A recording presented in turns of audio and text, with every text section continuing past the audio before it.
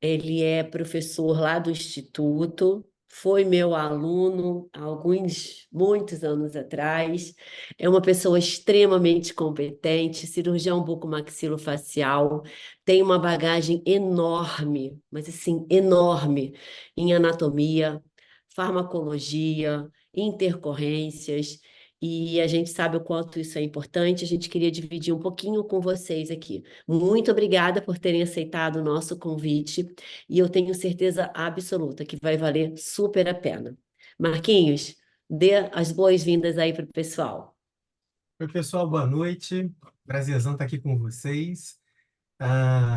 Sejam bem-vindos, né?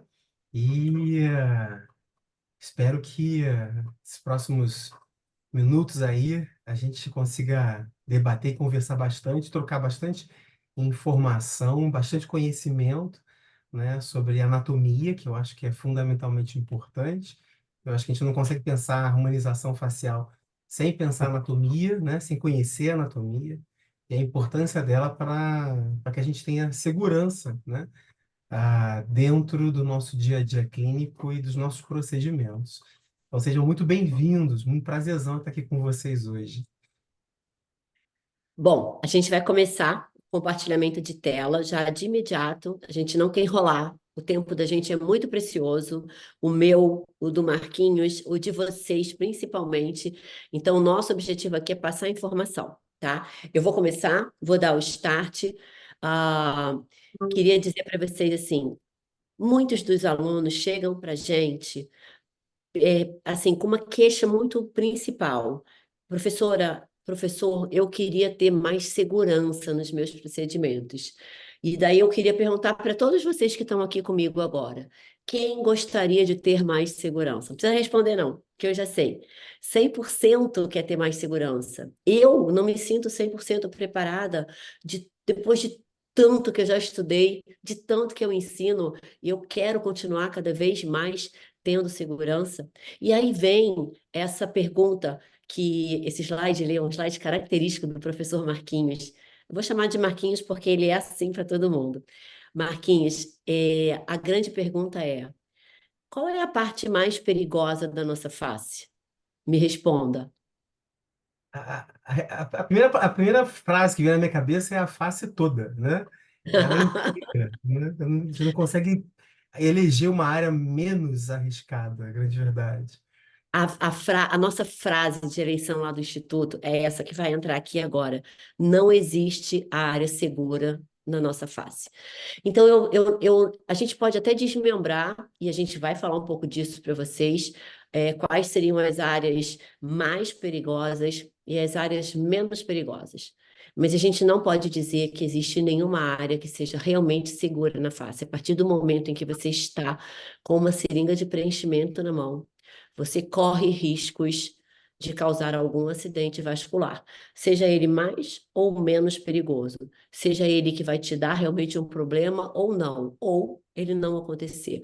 E o que a gente tem que tentar fazer é com que não aconteça. Mas muitas vezes, mesmo trabalhando direito, a gente corre riscos e os riscos podem acontecer. Passa para mim, Marquinhos, a próxima imagem.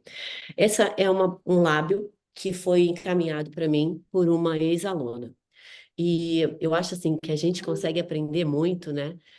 Porque todas essas pessoas que passaram pela gente e que entendem que a gente se entrega muito para o conhecimento e para o trabalho com segurança, eles nos buscam para ter ajuda na hora que eles têm problemas.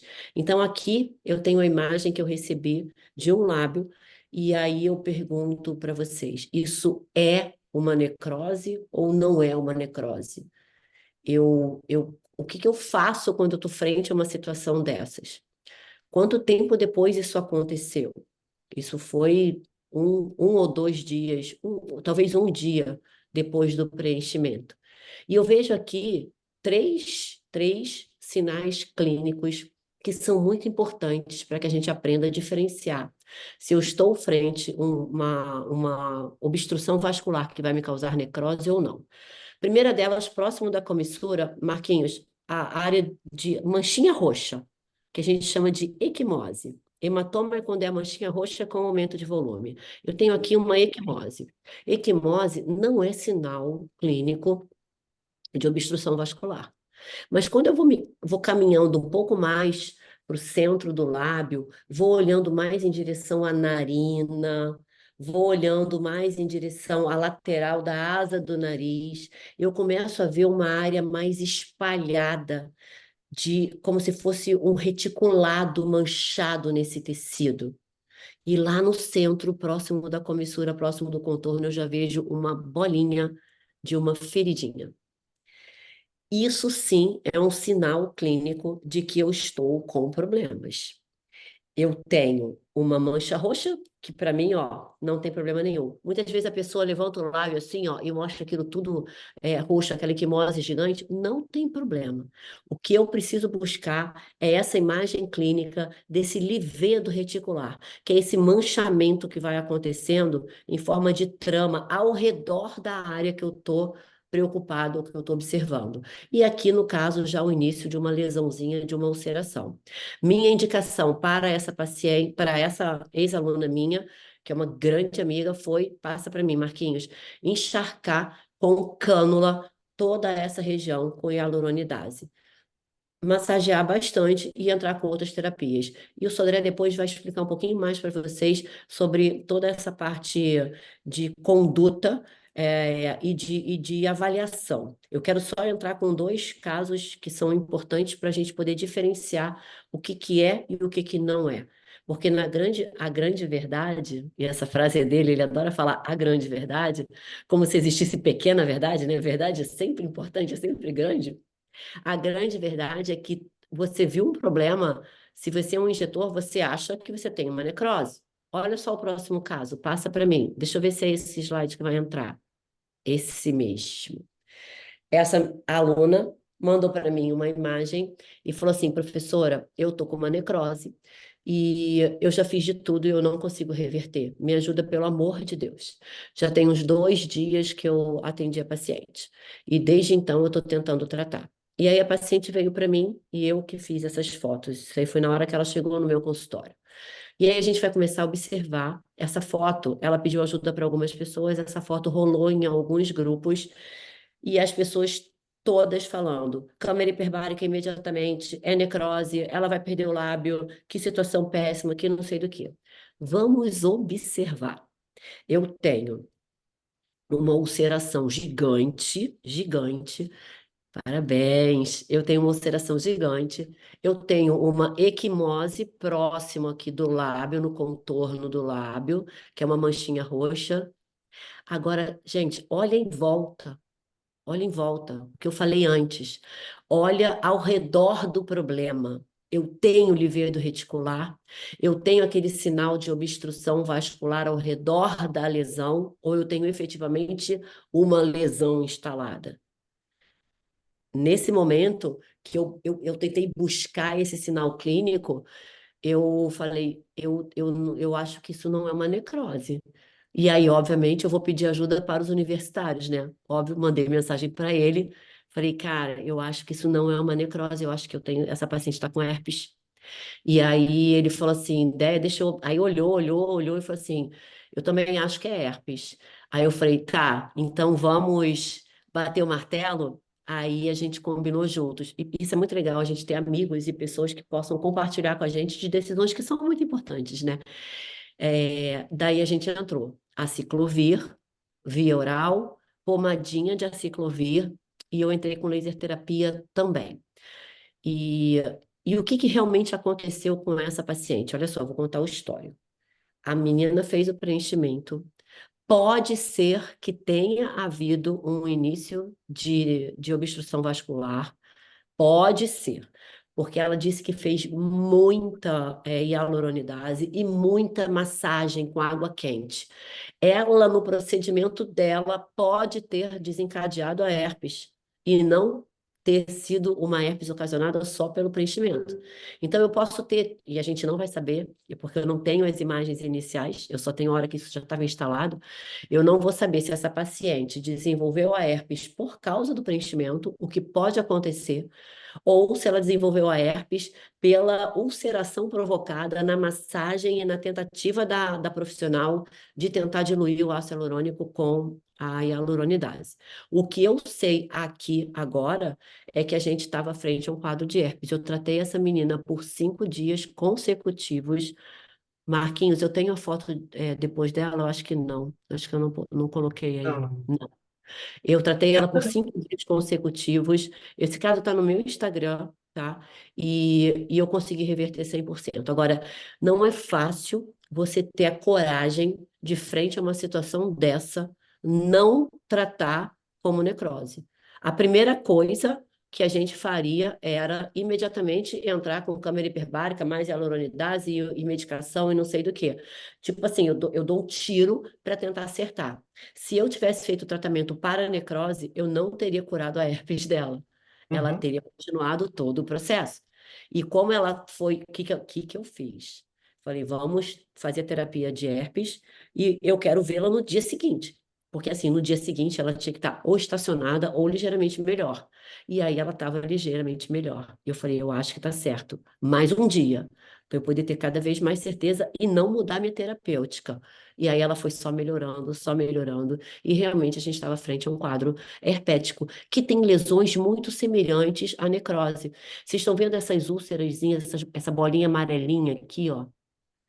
Aqui, isso, Marquinhos. Essa bolinha amarelinha, quando a gente está frente a uma necrose, começa a aparecer lesões, infecções secundárias, e aí a gente começa a pipocar assim em volta. Então, isso daqui me preocupava, mas o que mais me deixou convicta de que a gente estava no caminho certo, primeiro foi ele do meu lado, lógico, e segundo foi que a área ao redor não mostrava nada, era uma coisa muito localizada.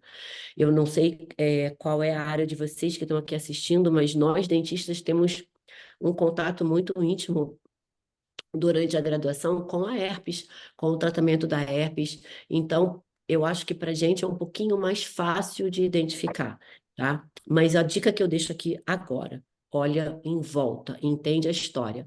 E eu só vou falar uma coisa para vocês. Eu cheguei para a paciente e falei assim: você já teve herpes? Ela, não, nunca. E aí eu falei, ai meu Deus, aí fui na mãe. Aí a mãe, ela já teve herpes? Ela falou assim, não, ela nunca teve herpes, mas eu tenho herpes, a mãe. E a gente sabe que a grande maioria dos seres humanos são contaminados com o vírus da herpes mesmo sem ter, tá? Bom, passa o próximo slide, Marquinhos, esse só daqui, um adendo, uma colocação. sim. Normalmente, se a gente for fazer uma tipagem sorológica, 99% da população vai ser positivo para herpes simples. Porque quando a gente na infância normalmente faz a gengivostomatite herpética, que é muito comum em criança, a gente acaba contraindo o vírus, e é o vírus da herpes que causa, e aí ele fica incubado e pode possivelmente, numa fase mais adulta, ele aparecer e se tornar ativo concomitantemente no paciente ou não. Então, possivelmente, no caso dela, um estresse maior local pode ter feito a ativação do vírus que ela já tinha ele incubado na trajetória trigeminal dela.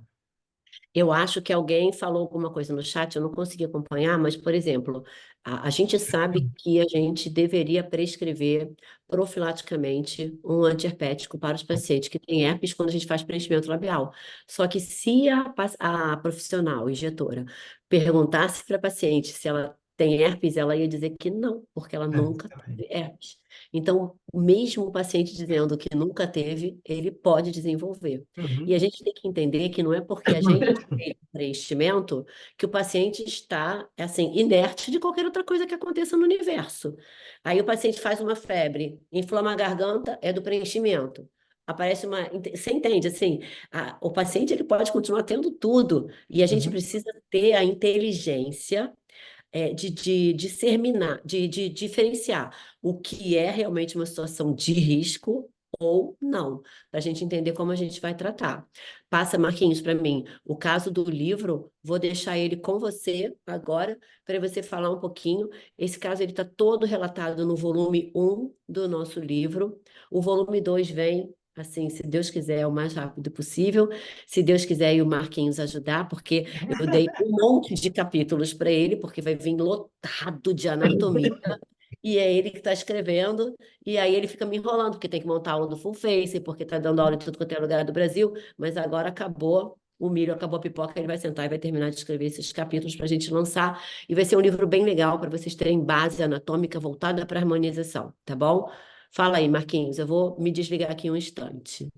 Então, esse caso é um caso que aconteceu, né, muito tempo atrás, é, de uma falha, na verdade, de um aluno, né, que não cumpriu aquilo aí, a ordem que o professor dá, e fez aplicação de material ácido hialurônico exatamente com agulha na região do forame follicular com obstrução dessa região e o desenvolvimento específico de uma necrose, né? E a gente, com esse caso, conseguiu computar todas as fases de desenvolvimento, desde o inicial, né, onde a gente vê exatamente uma mudança tecidual, com aquele rendilhado, né, específico, bem característico, né, que vem logo de uma diminuição da oxigenação tecidual, né, e esse padrão livedo começando, né, quando você já tem o aparecimento desse padrão livedo, ele é bem característico de, possivelmente, eu estar caminhando por uma diminuição da oxigenação tecidual.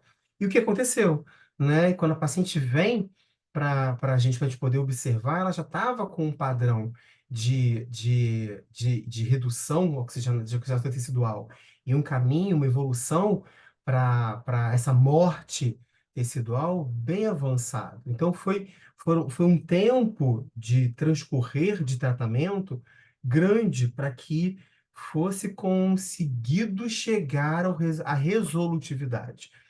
Agora, o ponto principal quando a gente pensa num caso especificamente de necrose é quando eu abordo. Uma coisa é quando você vê a isquemia local e a abordagem ela acaba sendo imediata e muitas vezes um pouco menos dificultosa, né? Porque a gente vai fazer uma aplicação de hialuronidase local para retirar aquele material, né? E em conjunto, massagem, calor local, diluição dessa hialuronidase com anestésico local sem vasoconstritor para aumentar o aporte de sangue naquele tecido.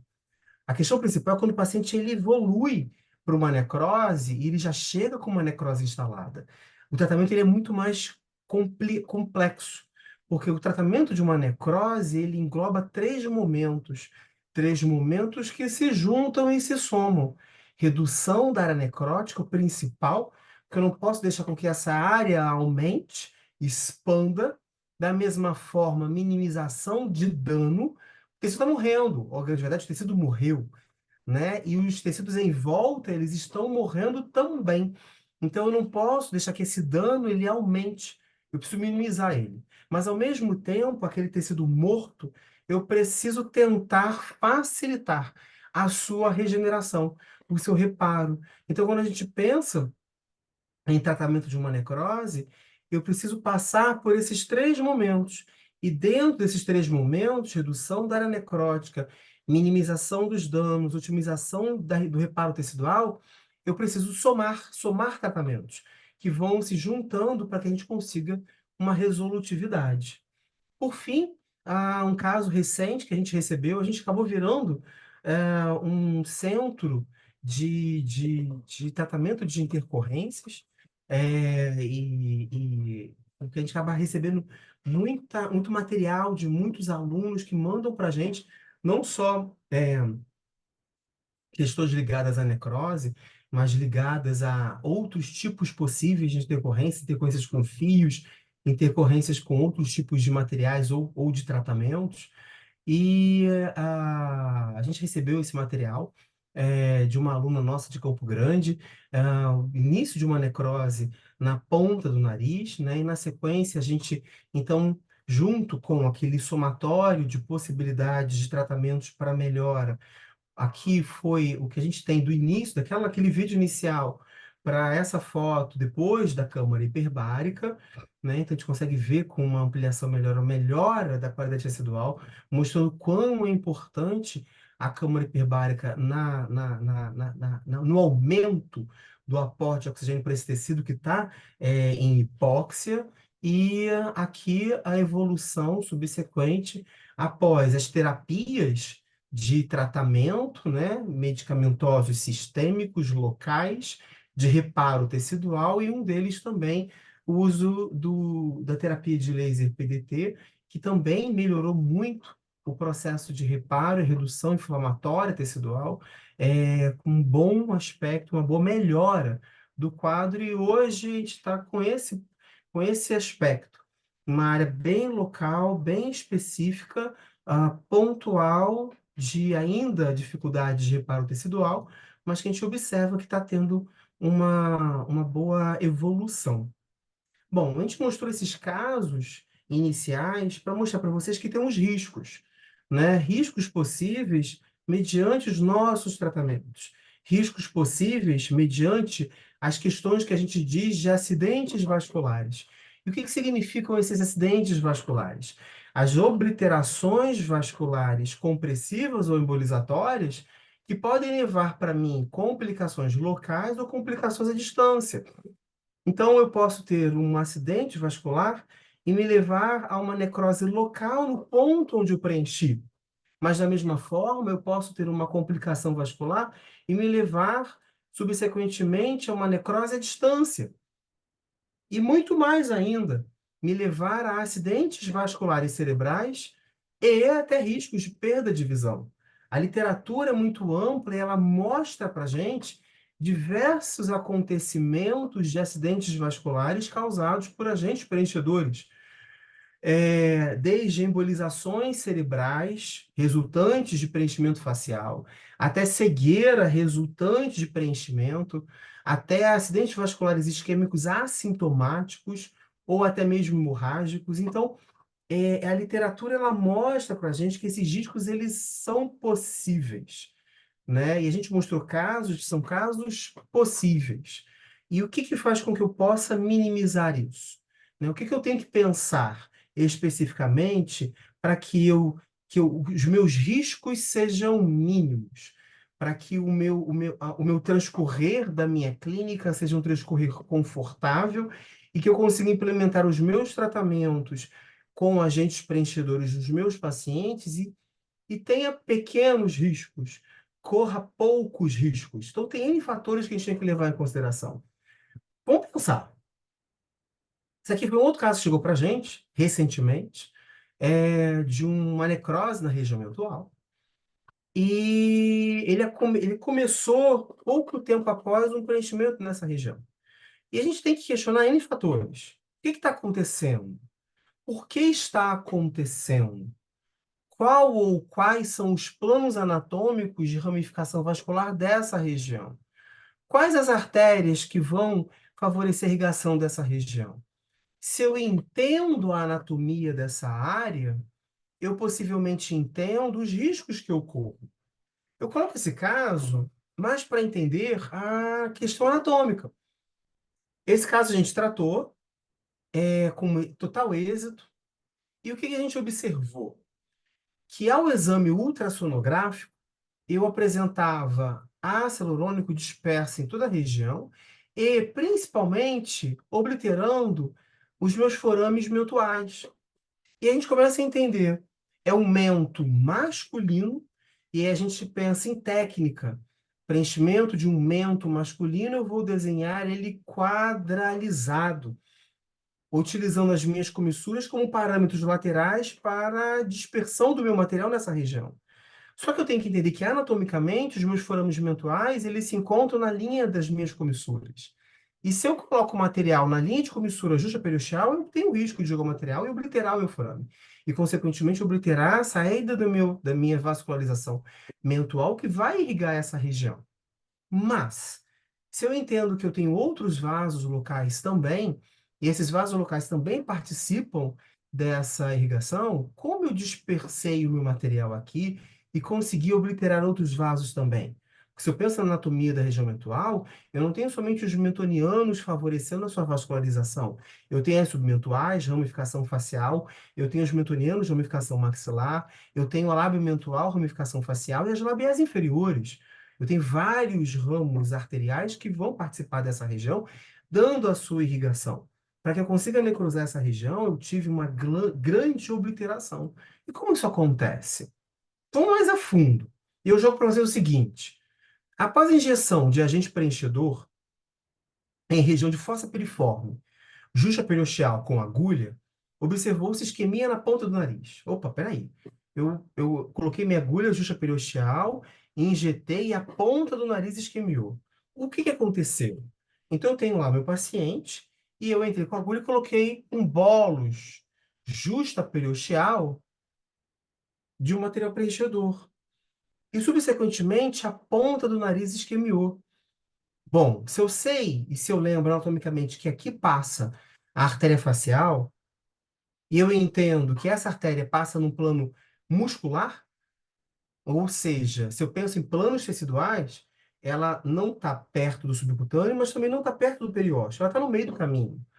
No meio do caminho, pensando nos meus planos teciduais, porque ela passa no plano muscular, abaixo do subcutâneo, acima do periósteo. Mas, enfim, eu coloquei um bolus e, na sequência, a ponta do nariz isquemiou. O que que aconteceu? Como aconteceu? E aí entram aquelas discussões de compressões e embolizações. A grande verdade, entender o que localmente aconteceu não é o ponto principal. O ponto principal é como eu vou tratar. Mas se eu entendo a lógica fisiológica desse acometimento, eu entendo especificamente e o que acontece e, consequentemente, como eu trato. Então, vamos por partes. Vamos entender que, para que eu consiga comprimir ou embolizar, tanto importa se eu estou com uma agulha ou com uma cânula. Primeiro ponto. Se eu entro com a minha agulha numa área onde eu tenho um vaso, e vamos dizer aqui que eu entrei com a agulha onde tem a artéria facial, eu posso ter entrado com ela dentro do vaso, abaixo do meu vaso ou acima do meu vaso. Se eu entendo que eu joguei o bolos aqui, mas a isquemia foi na ponta, eu entendo que o material fluiu pela facial e pelo seu ramo. E vamos lembrar que esse primeiro ramo que vem para a ponta do nariz, ramificação facial, a laringe inferior, pode ter sido embolizada. Se eu entendo da minha técnica de aplicação de material, na minha técnica, eu toco com a agulha em periósteo e não movimento a minha seringa. Mas um leve movimento pode acontecer. E as aspirações negativas não são certezas de não estar dentro de um vaso. Então, eu posso estar dentro do vaso e jogar o material dentro dele. Eu posso estar abaixo do meu vaso e esse material fluir para dentro dele. Eu posso estar abaixo do meu vaso e movimentar a minha agulha e a agulha entrar dentro do meu vaso. Eu posso estar acima do meu vaso e movimentar essa agulha e ela caminhar para dentro do meu vaso. Existem N possibilidades de locais que podem acontecer, fazendo com que eu tenha jogado o material dentro do meu vaso arterial facial e, consequentemente, o seu caminho para a ponta do nariz. Mas, mesmo estando certo que eu estou longe do vaso, acima ou abaixo, com agulha ou cânula, ponto mais importante, a força de injeção, ela vai determinar uma embolização ou não. Uma força de injeção muito intensa pode forçar o meu material para dentro do vaso, mesmo eu não estando dentro dele. E essa força de injeção que eu posso fazer com minha agulha fora do vaso e jogar o material para dentro do vaso, com minha agulha dentro do vaso, pode fazer com que o caminho desse êmbolo seja no sentido sistólico, seja no sentido retrógrado, contra o fluxo sanguíneo. A força de injeção, por isso que a técnica de injeção de um material preenchedor, ela deve ser lenta, com uma força controlada. Porque se eu aplico rápido e com muita força, eu posso, mesmo não estando dentro do vaso, empurrar o material contra a sua parede endotelial, seja com uma agulha, seja com uma cânula. Então, esses entendimentos de acontecimento e da dinâmica do meu ato preenchedor são muito mais importantes como formas, junto, obviamente, com o meu entendimento anatômico, que são muito mais importantes como formas de minimizar riscos do que simplesmente somente o meu conhecimento anatômico. Mas vou muito mais a fundo. Se eu entendo que eu coloquei um material aqui e houve uma isquemia na ponta, mas eu entendo que na ponta do nariz eu tenho ramificação alar inferior vindo de um lado, ramificação alar inferior vindo do lado oposto. Eu tenho uma grande malha anastomótica na minha face, que supre possibilidades diminuição de vasculação de um lado com o lado oposto. Peraí, mas se eu joguei o material aqui e eu isquemei a ponta, eu sei que eu embolizei a facial e o material caminhou pela alar inferior. Se a ponta isquemiou, significa que a alar inferior do lado oposto não conseguiu suprir com a quantidade suficiente de sangue e oxigênio essa ponta, e ela isquemiou. Por quê? E aí vem a questão dos nossos entendimentos das nossas anastomoses.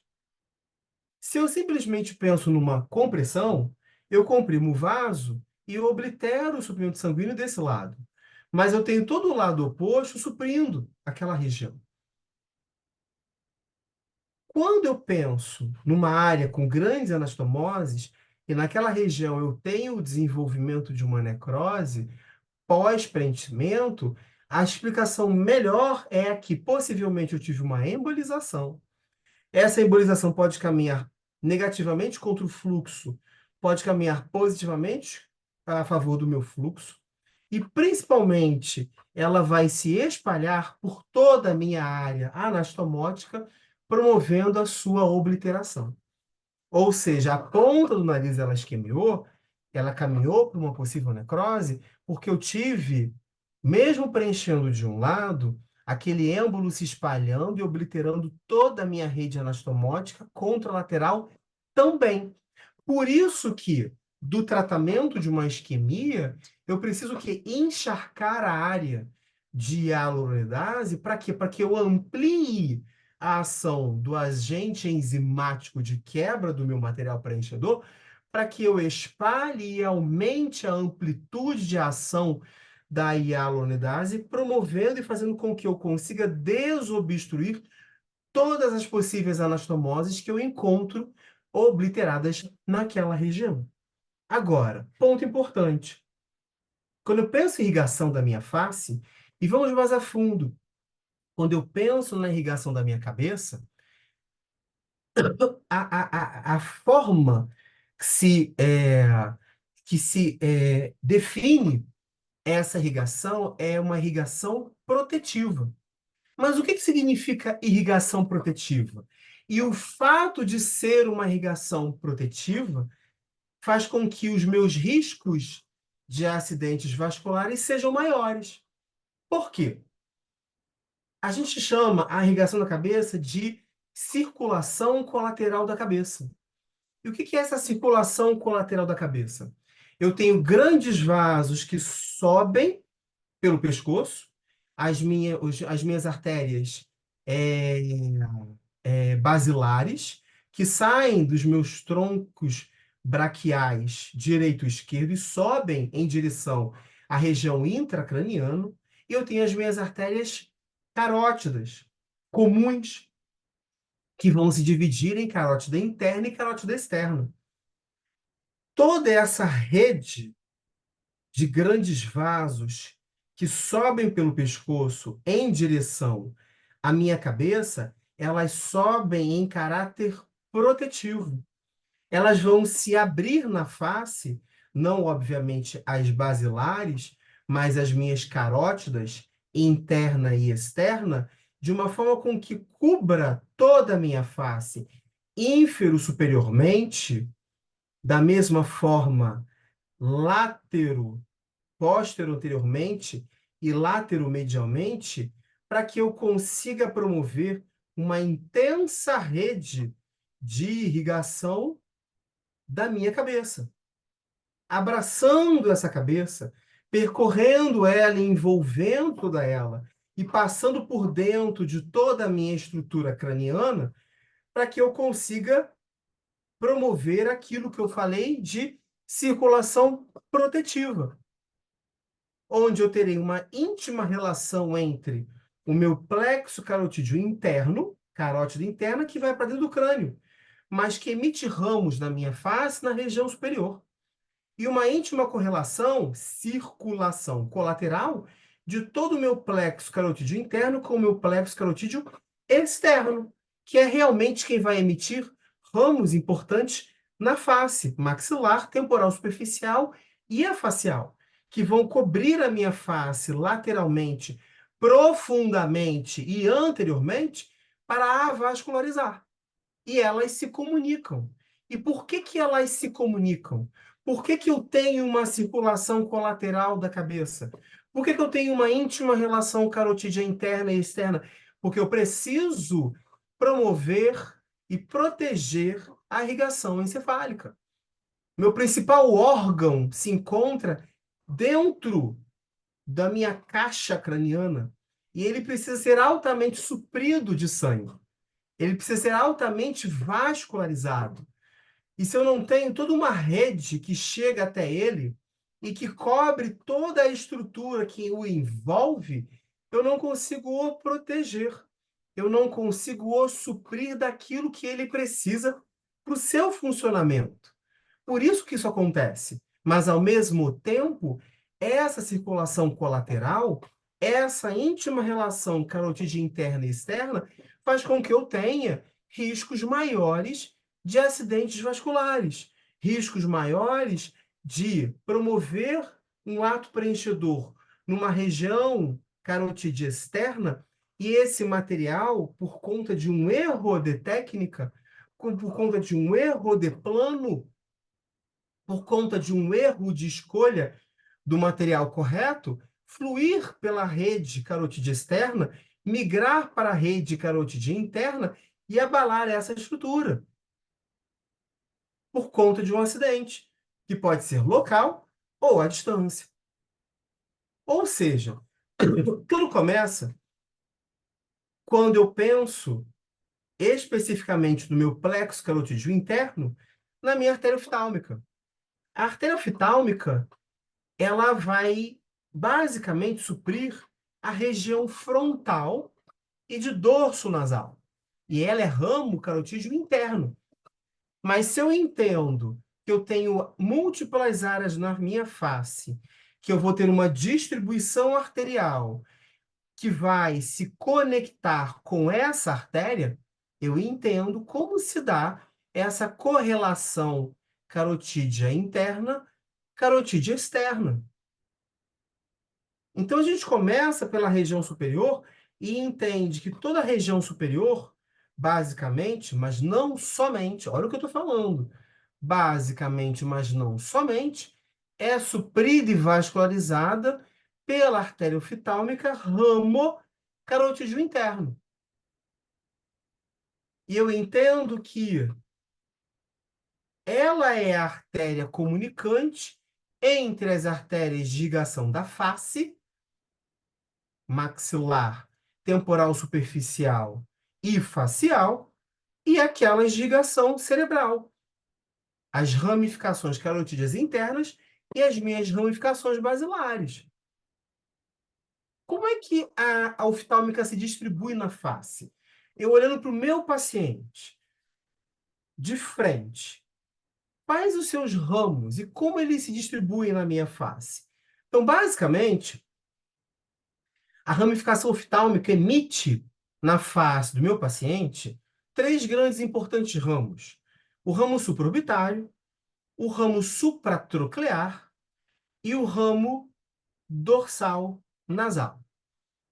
E a identificação deles é basicamente dessa forma. Supraorbitário se encontra na linha que tangencia medial da íris, limbo ocular medial.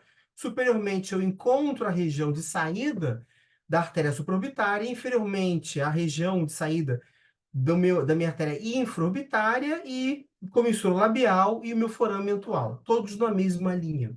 Medianamente, do ponto de saída da supraorbitária, 10 milímetros mediais, eu tenho o ponto de saída e de subida da artéria supratroclear. E na região mediana, orbitária, 10 milímetros acima do canto do olho, para cima, eu tenho a emissão da dorsal nasal em direção ao dorso do nariz, mas também ramos para a minha glabela. Eu desenhei lateralmente exatamente uma estrutura na minha face, que é uma estrutura ligamentar septal, chamada septo frontal médio. E o septo frontal médio, ele é o ponto ou a região onde as minhas artérias supraorbitária e supratroclear deixam um plano profundo e passam a ter um plano superficial. Bom, elas saem de forames, então elas saem próximas ao osso, elas saem da região óssea. Elas tangenciam o teto orbitário, medianamente, atravessam a borda óssea orbitária e sobem em direção à região frontal para suprir oxigênio para o músculo frontal e os músculos próceros e corrugadores. Quando estão abaixo do septo frontal médio, elas ainda são profundas, próximas ao periósteo. Quando atravessam o septo frontal médio, elas se superficializam.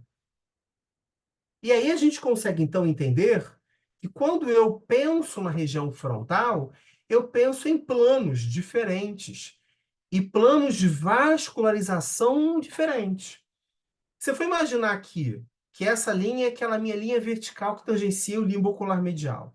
E essa linha é uma linha horizontal, que seria possivelmente o meu septo frontal médio. Eu consigo dividir a minha face em 4 quadrantes. Um quadrante inferior externo, eu tenho o plexo vasculo-nervoso profundo, lembra? Abaixo do septo, estão saindo dos meus forames, eu tenho eles justaperiosteais. Então, aqui, se eu penso em planos de trabalho, o meu plano ele é subcutâneo, já que os meus vasos estão perto do periósteo. No meu quadrante superior externo, eu tenho um plexo vasculo-nervoso superficial, já que aqui eles atravessaram o septo frontal médio e superficializaram. Eles estão no plano do músculo frontal, consequentemente perto do subcutâneo. Quando eu penso no meu quadrante superior e interno, é o mesmo raciocínio. Está acima do septo frontal médio, aqui elas estão superficiais. Elas se encontram no plano do meu músculo frontal, perto do subcutâneo. Mas e esse quadrante? Esse quadrante médio? Esse quadrante médio, que seria o meu quadrante inferior e interno, é minha região de glabela. Uma região que a gente sabe que é altamente perigosa para preenchimento. Ah, professor, mas tem um monte de profissional que preenche, ok. Eu não estou dizendo que não possa. Eu estou dizendo que é uma área de alto risco. E é aquela questão. Eu posso correr o risco? Posso. Eu posso preencher e entender o risco que eu corro. Uma coisa é você preencher e entender esse risco. Outra coisa é você preencher sem nem saber o risco que corre. Quando eu penso nessa região, eu tenho aqui os meus vasos em planos diferentes. Eu tenho a supratroclear, que está saindo do forame e ela está profunda. Mas eu tenho a dorsal nasal, que saiu na linha média orbitária e emitiu o ramo para cá, e esse ramo já é intermediário. Mas eu posso esquecer a artéria angular, ramo terminal da facial, que aqui já sobe num plano superficial e que emite ramo para a glabela.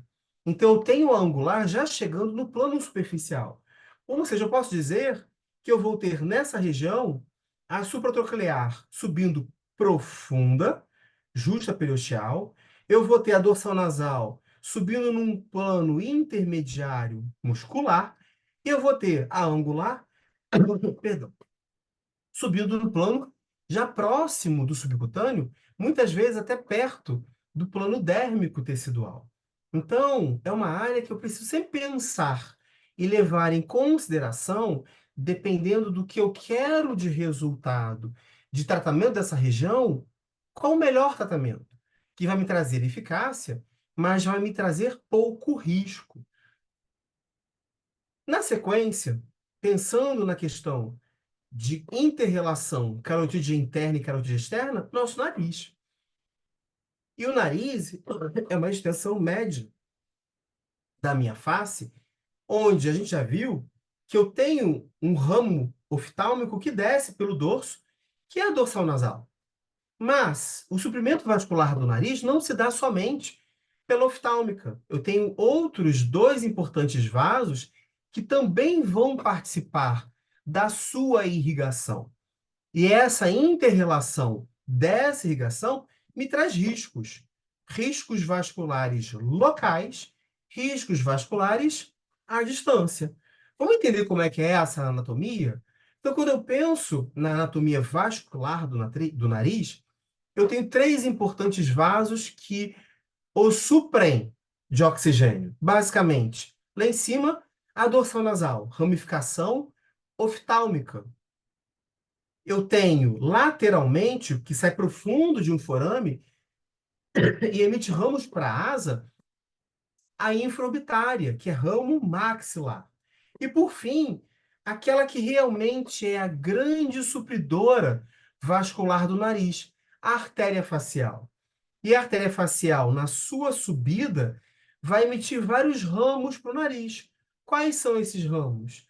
Nasal lateral, o ramo alar inferior, o ramo alar superior e, por fim, termina lateralmente como angular.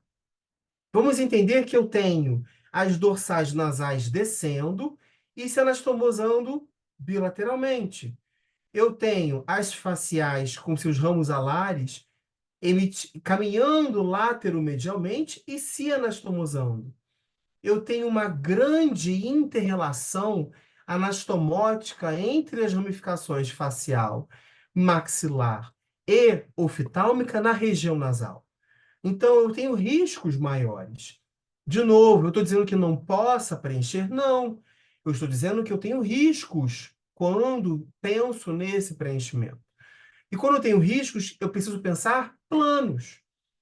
Essa vascularização, ela caminha por um plano muscular, abaixo do subcutâneo, acima do meu plano cartilaginoso. Então, se eu penso especificamente em preencher o nariz, eu preciso pensar em técnica, eu preciso pensar em material escolhido para que os meus riscos sejam minimizados. Anatomicamente, eles são grandes. Vimos que eu tenho uma grande rede vascular que supre externamente essa pirâmide nasal e que se encontra num plano acima do plano cartilaginoso. Se eu estou acima do plano cartilaginoso, subentende-se que eu preciso colocar meu material em cima da cartilagem e não no subcutâneo. Vamos entender que os meus grandes vasos faciais, eles sobem, eles atravessam o osso, eles contornam a cabeça. Pensando em todos eles, especificamente não em um ou outro. Eles começam calibrosos e vão fazendo esse movimento em direção média, se ramificando. Então, no terço médio facial, eu tenho ramificações das ramificações, que são pequenas. Então, imagina, no nariz, planos teciduais finos, vasos chegando pouco calibrosos. Os discos compressivos são altos, mas os discos embolizadores também. Então, eu preciso entender que quando eu penso em preencher o nariz, a técnica ela vai ser extremamente importante. Eu preciso colocar um material justa cartilaginoso, justa condral, e utilizar um material que com pouca quantidade eu consiga fazer um pilar de expansão. Eu consiga fazer uma projeção, que é o que eu quero. Se eu pego um material que não é altamente denso, eu começo a colocar material para fazer um movimento de projeção e eu só vou conseguir através de grande volume. E quanto mais eu volumizo e encharco esse tecido, maior a capacidade de compressão. Então, eu estou começando a entender que a anatomia ela é muito importante e entender os planos de distribuição dos meus vasos, onde eles se encontram e como eles se distribuem é muito importante para que isso direcione plano, plano de preenchimento. E a partir daí, técnica e escolha correta do meu material. Na nossa sequência, uma outra área que eu posso dizer que é uma área de risco na minha face, para acidentes vasculares, é a região nasolabial. É a região exatamente do caminho da artéria facial, né? E como ela caminha por essa região? Como se desenha a artéria facial por essa região? E são áreas que a gente possivelmente trabalha. Possivelmente, a colocação de material preenchedor nessa região. E ao longo do seu percurso, subsequentemente. Então, vamos entender um pouquinho essa região. E entendendo essa região, basicamente, eu sei que a artéria facial é uma artéria calibrosa, ela começa profunda ao ramo mandibular, faz um giro na minha chanfradura antigoniana e começa a subir. Um caminho tortuoso. Ela sobe num plano abaixo do músculo platisma, subplatismal, atravessa a região de modilo, antes emite os seus ramos na região de terço inferior, labial inferior, submentual, atravessa o modilo, emite a labial superior, caminha lateral no nariz e vai emitir os meus ramos para a minha pirâmide nasal, alar inferior, alar superior e termina como angular. Mas vamos esmiuçar melhor? Então, quando eu penso nesse caminho que a facial faz, ela inicialmente vai emitir o seu primeiro ramo facial, e não o primeiro ramo da minha cabeça.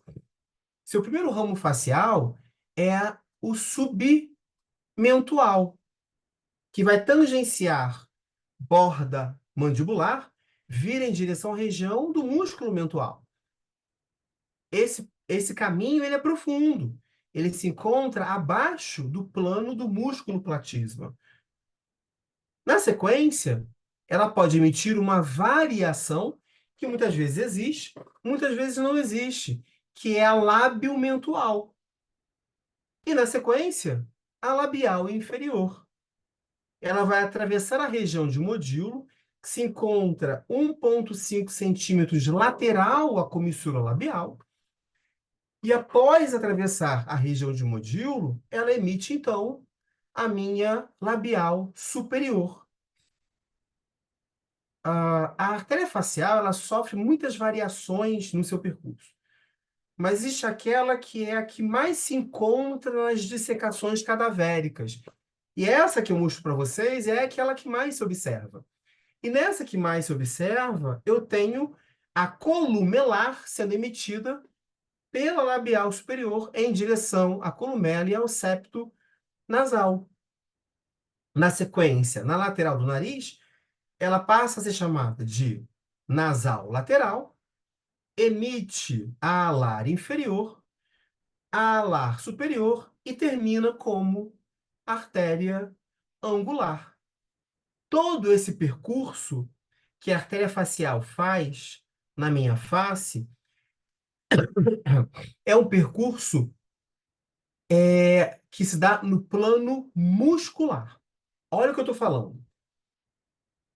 A artéria facial ela é mais superficial, a artéria facial ela é mais profunda. Depende da região. Olha o que eu estou falando. Depende da região. O seu percurso se dá no plano da musculatura da mímica facial.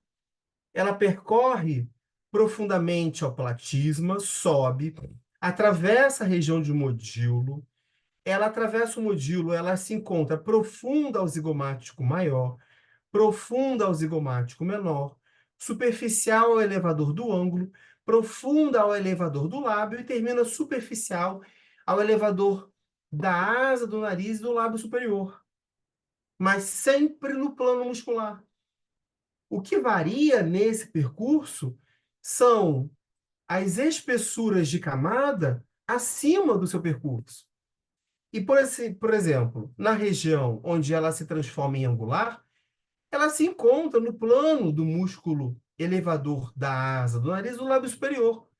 Mas a camada de tecido que se encontra acima da sua passagem, pele e subcutâneo, são muito finas, fazendo com que seu percurso seja perto do plano superficial. Não porque ela tomou um percurso superficial, mas porque as camadas e as espessuras de tecido que se encontram acima dela diminuíram nessa região. Então, por isso que é muito importante a gente entender que o que vai fazer com que o meu risco seja maior ou menor vai ser especificamente o que o paciente me apresenta como anatomia característica da sua face. Então, voltando naquele caso que eu joguei para vocês, do preenchimento da fossa piriforme com a isquemia da ponta do nariz. Eu sei que, teoricamente e anatomicamente, a facial aqui passa no plano muscular. Aqui ela está abaixo do elevador do lábio, acima do elevador do ângulo. Mas, se eu tenho um paciente com planos em camadas mais espessos, se eu estou no periósteo, eu estou mais afastado. Se eu estou no subcutâneo, eu estou mais afastado.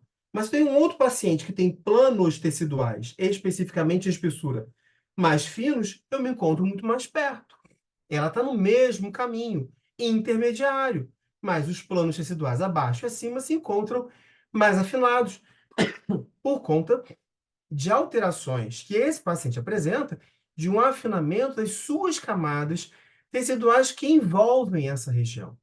Por isso que entender a anatomia da face e principalmente conseguir perceber e visualizar essa face tridimensionalmente é fundamentalmente importante. E entender especificamente a face de cada paciente, o quanto ela é mais volumosa, o quanto ela é mais esquelética, o quanto ela é mais envelhecida. Isso também vai influenciar especificamente nos percursos que eu vou encontrar das minhas redes vasculares. Bom, por fim, região temporal. Outra área também que eu posso eleger como uma área perigosa. Nossa, fiz uma região temporal? Sim. Eu estou mostrando para vocês todas as áreas faciais que eu encontro íntima relação carotídea interna e carotídea externa. E quando eu penso na região temporal, eu preciso pensar que aí eu tenho dois planos vasculares diferentes, um totalmente profundo e um superficial. Quando eu penso no meu plano vascular profundo, eu estou pensando na artéria maxilar e a grande irrigadora do músculo temporal nessa região. Quando eu penso no plano superficial, eu penso na temporal superficial, que passa pela face temporal superficial nessa região, vindo em direção à região orbitária e à região frontal. Vamos avaliar cada um individualmente?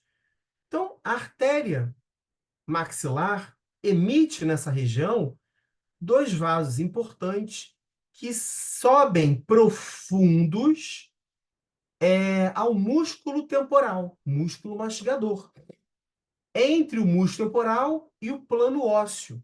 E como é que elas sobem? Basicamente, pensando na borda óssea orbitária posterior, eu tenho a temporal profunda anterior subindo 1,5 a 2 centímetros posteriormente, e eu tenho a temporal profunda posterior subindo a 2,5 ou 3 centímetros posteriormente, entendendo que essa subida da temporal profunda anterior e da temporal profunda posterior é justa periosteal, é entre o músculo temporal e o osso. Então elas estão afastadas, professor. Sim, mas vamos entender que dentro das nossas técnicas terapêuticas de preenchimento, uma delas é o preenchimento profundo da região temporal, com um material altamente denso, que vai me dar o quê? Projeção. Se eu não entendo como as temporais sobem, eu corro riscos de obliteração desses vasos. Então, onde é que eu coloco o meu bólus? Onde eu estarei afastado da subida dessas duas artérias que são profundas? Quando eu penso especificamente no plano superficial, eu já penso na temporal superficial. A temporal superficial é ramo terminal da carótida externa. No momento onde ela se divide em maxilar, que é profunda, temporal superficial, que é superficial. Então, como é que ela vai subir? Eu vou sempre levar em consideração minha borda óssea orbitária posterior, meu arco zigomático e minha região de tragos, para eu tentar entender no meu paciente esse percurso da temporal superficial e dos seus ramos. A temporal superficial, depois que ela é emitida pela carótida externa, ela faz um percurso inicial profundo e ela superficializa. Exatamente no momento quando ela cruza posteriormente o arco zigomático. Isso se dá exatamente na altura do meu tragus. Então, eu identifico o tragus do meu paciente e eu subo 1 centímetro e caminho para frente 1 centímetro. Esse ponto é o ponto onde eu vou encontrar a superficialização da temporal superficial. É o momento que ela entra na minha fáscia temporal superficial, que é uma fáscia característica superficial da região temporal. Antes dela superficializar, ela emite um vasinho nessa região, profundo, que caminha por dentro da minha glândula parótida, que é a minha artéria transversa da face. E ela é emitida pela temporal superficial 1 centímetro abaixo do arco zigomático.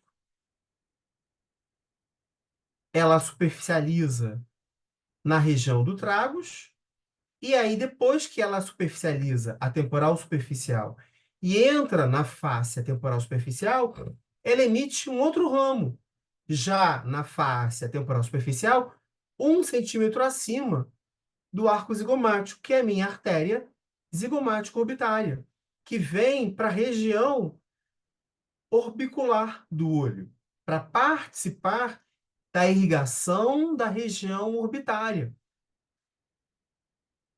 Depois que a temporal superficial emite a zigomática orbitária, ela, por fim, se divide e vai emitir o seu ramo terminal acima do meu septo frontal médio. Lembra do meu septo frontal, que eu falei que é o ponto de superficialização da supraorbitária e da supratroclear? Então, também nesse ponto, eu tenho a emissão da artéria frontal, ramo da temporal superficial, mostrando para mim que a irrigação de toda a região frontal se dá pela ramificação oftálmica, supraorbitária, supratroclear, mas também pelo ramo frontal da minha temporal superficial, mostrando que no plano superficial eu tenho o íntimo contato e a minha relação anastomótica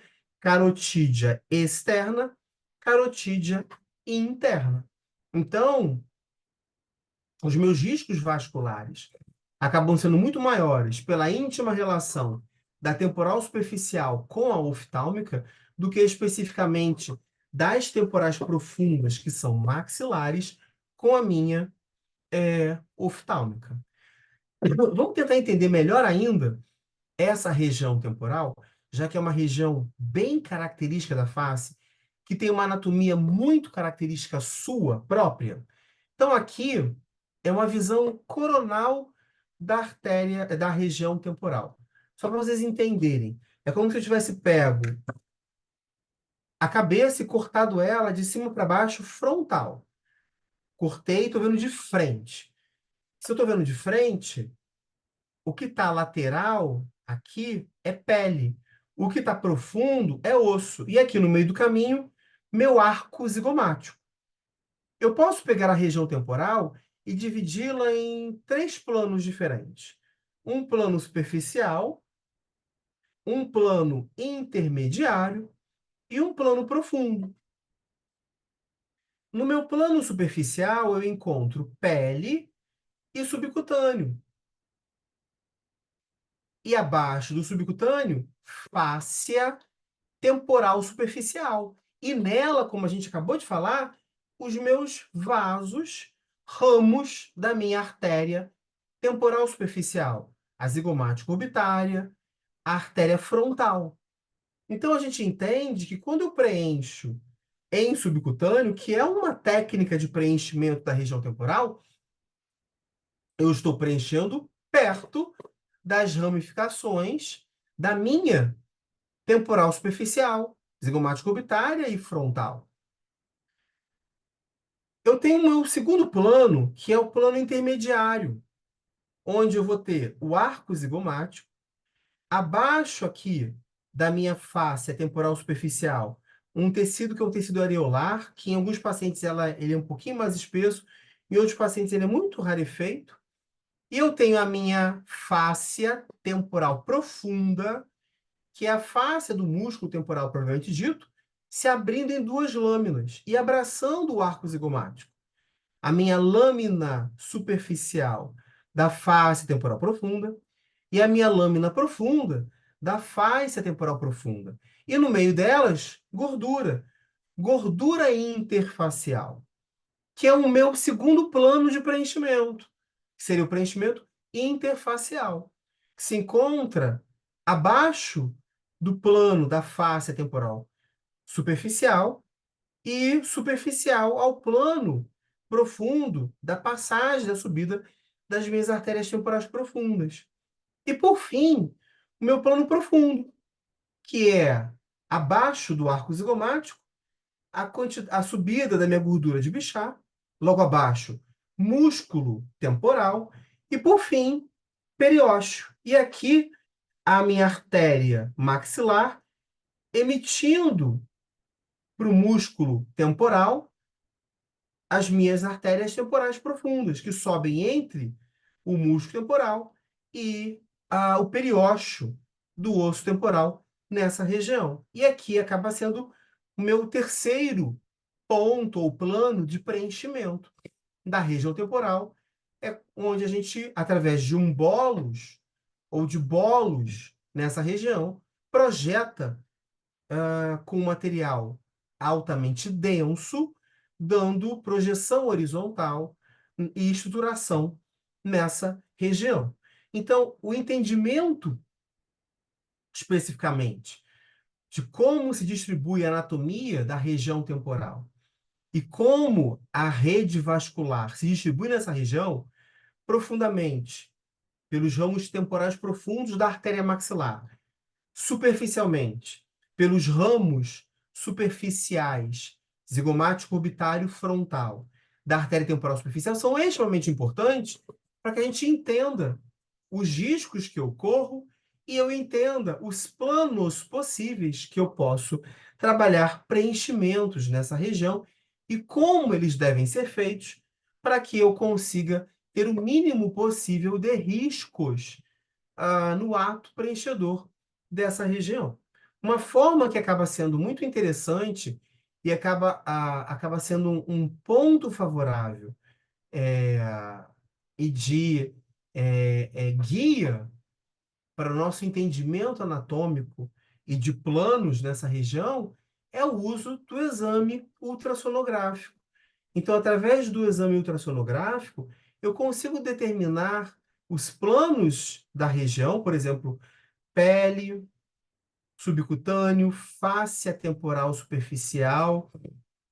E aqui, através de um Doppler, eu consigo visualizar uma ramificação da artéria temporal superficial exatamente na minha fáscia temporal superficial. Então, toda vez que eu posso utilizar de exames de imagem que vão me mostrar como aquela região se encontra, me mostrar a vascularização daquela região, vão me ajudar com possivelmente um guia condutor do meu ato terapêutico, melhor o será da sua utilização. Bom, eu sei que eu passei para vocês vários pontos específicos com relação à anatomia. Gostaria de aprofundar muito mais Eu digo que a gente consegue debater e falar de anatomia durante um dia inteiro e esse dia inteiro ele é insuficiente. E aqui a gente só está basicamente durante 50 minutos conversando. Mas eu acho que é muito válido para que eu mostre para vocês pontos importantes de um entendimento anatômico e, principalmente, possa estimular em vocês querer saber mais. Eu acho que isso é o ponto importante. Toda vez que a gente começa a entender, começa a adquirir mais conhecimento, a gente acaba querendo saber mais ainda. E o quanto mais nós soubermos, melhor. Faz com que sejamos profissionais diferenciados. E esse saber é em busca daquilo que para a gente é fundamental. Sucesso dos nossos tratamentos. E sucesso dos nossos tratamentos está linkado exatamente à nossa filosofia, a filosofia que a gente implementa no Instituto, que é exatamente eficácia e segurança. A gente sempre pensa muito seriamente naquilo que a gente vai fornecer aos nossos pacientes. E precisamos fornecer tratamentos que sejam eficazes e que tenham resolutividade, mas ao mesmo tempo que tenham segurança. Eu não posso oferecer um tratamento altamente eficaz e que beira a uma insegurança. Mas, ao mesmo tempo, eu não posso oferecer um tratamento que seja altamente seguro e sem eficácia nenhuma. Eu preciso equilibrar. E esse equilíbrio, ele é fundamentalmente importante.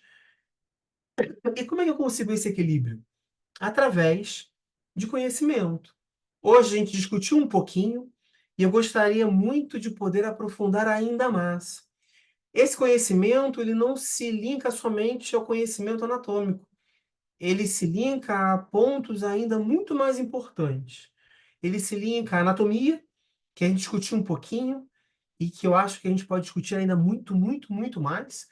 Essa anatomia dá para se aprofundar ainda muito mais, mas também a clínica, eu entender o meu paciente, quem eu coloco na cadeira, como ele é, quem ele é, o que que ele traz para mim, o que que esse paciente tem de alterações possíveis que possam ser riscos ou não ao meu tratamento, o que que esse paciente usa, possivelmente, que possa interagir com alguma substância que eu vá utilizar, terapêutica, como eu vou implementar os meus procedimentos terapêuticos e quando forem necessários, né, de forma correta.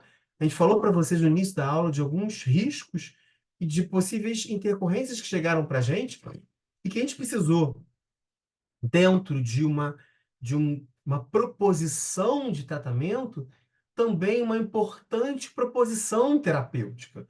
E, obviamente, a prática daquilo que vocês aprendem, a prática daquilo que vocês desenvolvem, né? E é o dia a dia clínico, o dia a dia de trabalho que vai fazendo com que vocês criem aquilo que a gente chama de curva de aprendizado e vão aprimorando ainda mais essa curva.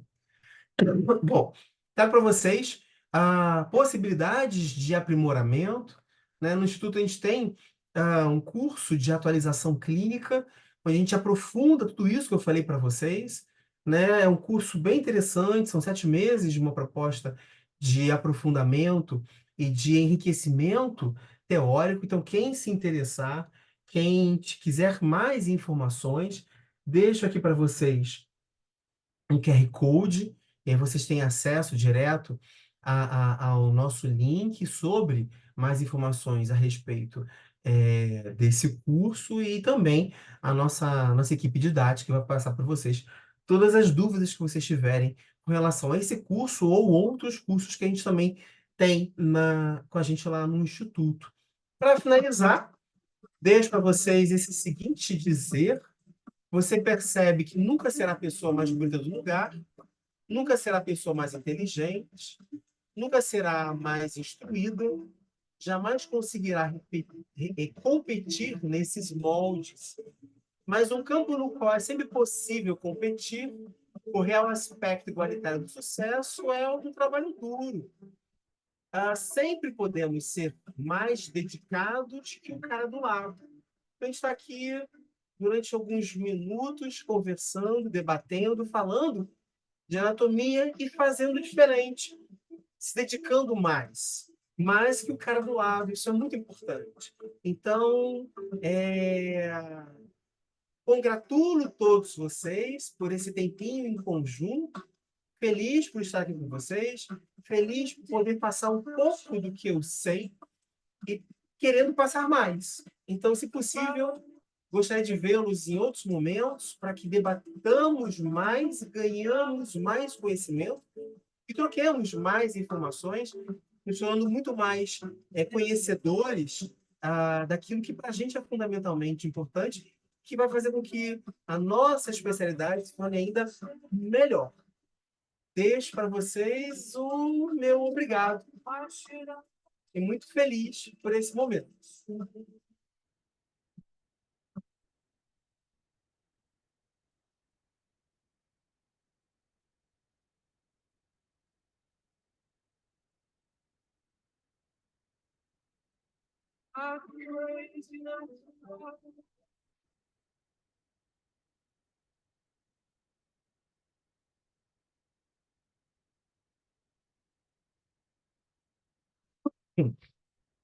Muitas mensagens aqui no chat.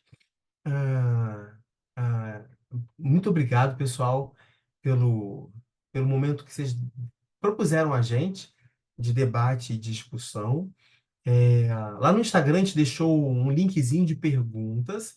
Então, perguntas que vocês tenham, é, coloquem lá. A gente vai parar, vai sentar e vai responder e vai retornar lá no link para todo mundo, para vocês poderem observar e conseguirem sanar as dúvidas de vocês. E vamos ver se a gente faz momentos iguais a esses, próximos, que eu acho que são sempre muito importantes e muito, muito, muito enriquecedores.